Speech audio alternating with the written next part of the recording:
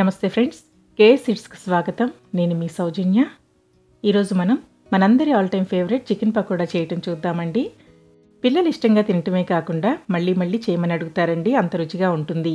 బయట క్రిస్పీగా లోపల సాఫ్ట్గా పప్పుచారు రసం కాంబినేషన్తో టేస్ట్ అదిరిపోతుందండి. మరి లేట్ చేయకుండా ప్రాసెస్ స్టార్ట్ చేసేద్దామా? ముందుగా బౌల్లో శుభ్రంగా వాష్ చేసిన 600 గ్రాముల చికెన్ తీసుకోవాలి. చిన్న చిన్న పీసెస్గా కట్ చేసి తీసుకోవాలండి. ఇందులో 1 టేబుల్ స్పూన్ అల్లం వెల్లుల్లి పేస్ట్ వేసుకోవాలి. 1 టీ స్పూన్ కారం, హాఫ్ టీ స్పూన్ పసుపు వేసుకోవాలి. అలాగే 1 టీ స్పూన్ పెప్పర్ వేసుకోవాలండి.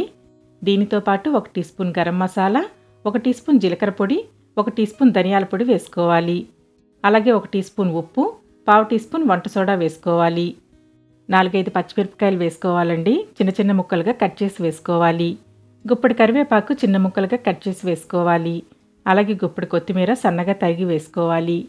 కరివేపాకు కొత్తిమీర వేసుకుంటే ఫ్లేవర్తో పాటు టేస్ట్ కూడా చాలా బాగుంటుంది. 1 మీడియం సైజ్ ఉల్లిపాయ సన్నగా తరిగి వేసుకోవాలండి. అలాగే అరచక్క నిమ్మరసం వేసుకోవాలి. ఇప్పుడు మసాలా అంతా చికెన్తో కలిసేలాగా కలపాలి. చికెన్లో నీరు కొంచెం ఎక్కువ ఉంటే కంగారు పడకండి. ఇందులో శనగపిండి బియ్యపిండి కలుపుతాం కదా, నీరు అడ్జస్ట్ అవుతుంది. శనగపిండి బియ్యపిండి కలిపే ముందు 15 నిమిషాలు మ్యారినేట్ చేసి పక్కనుంచాలి. ఇంగ్రీడియంట్స్ అన్నీ బాగా కలిపి 15-20 నిమిషాలు పక్కనుంచాలండి. 15 నిమిషాల తరువాత అరకప్పు బియ్యపిండి కలుపుకోవాలి. చికెన్తో బియ్యపిండి బాగా కలిశాక 1 కప్పు శనగపిండి వేసుకోవాలి. శనగపిండి బాగా కలపాలి. నీళ్ళు అవసరమైతే కొద్దిగా నీళ్లు చిలకరించి పకోడీ పిండిలా కలుపుకోవాలి. బియ్యపిండి శనగపిండి వేశాక డ్రై అవుతుందండి. అవసరమైనంత వరకు కొంచెం నీళ్లు చిలకరించి కలపాలి.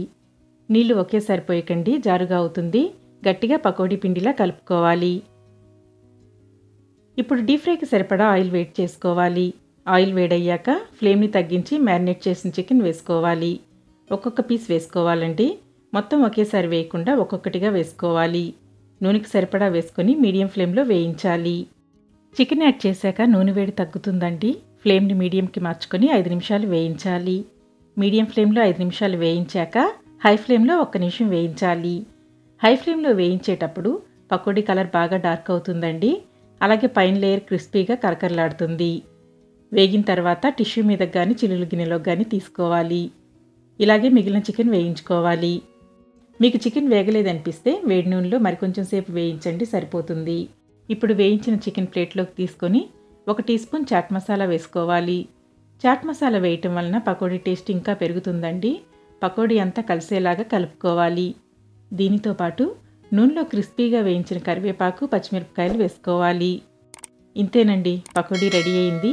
ఈ పకోడీ మీద కాస్త నిమ్మకాయ పిండుకొని ఉల్లిపాయ, పచ్చిమిరపకాయ నంచుకొని తింటే పకోడీ టేస్ట్ చెప్పాలండి. అద్భుతం కదా. మరెందుకు ఆలస్యం, ట్రై చేసి కామెంట్ ద్వారా మీ అభిప్రాయాన్ని తెలియచేయండి. లైక్ చేసి తెలిసిన వారందరికీ షేర్ చేసి సపోర్ట్ చేయండి ఫ్రెండ్స్. ఇంకా సబ్స్క్రైబ్ చేయకపోతే ప్లీజ్ సబ్స్క్రైబ్ చేసి పక్కన ఉన్న బెల్ని ప్రెస్ చేసి ఆల్ని సెలెక్ట్ చేయండి. నేను పోస్ట్ చేసే ప్రతి వీడియో నోటిఫికేషన్ మీకు రెగ్యులర్గా వస్తుంది. Thank you for watching.